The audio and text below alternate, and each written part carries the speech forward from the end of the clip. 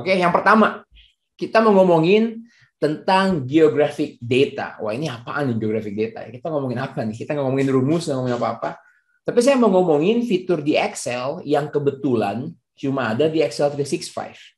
Yaitu kalau kita misalnya masukin data seperti ini data negara ya, bisa juga data city atau kota, oke?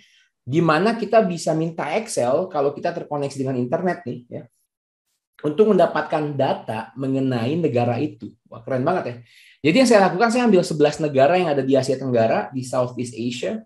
Oke, kemudian kalau kita highlight kayak gini, teman-teman yang menggunakan Excel 365 bisa pergi ke data, dan di bagian data type sini ada pilihan banyak nih.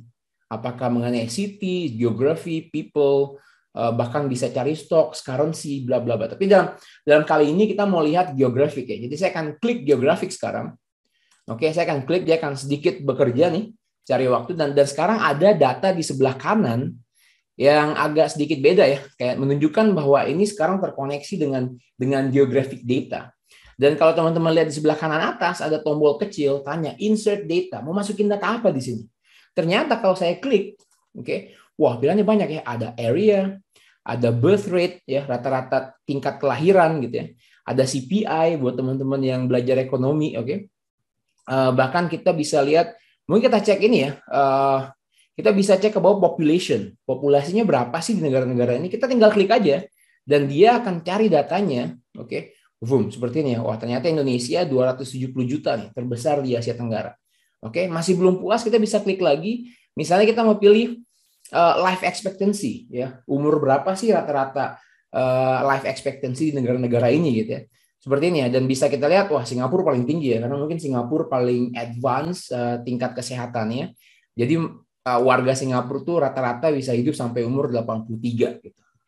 Oke, jadi teman-teman bisa banget nih cek lagi, misalnya kita bahkan bisa cek, walaupun saya harus kasih disclaimer ya, mungkin datanya nggak 100% akurat, tapi paling nggak bisa ngebantu kita buat dapetin data yang kita mau.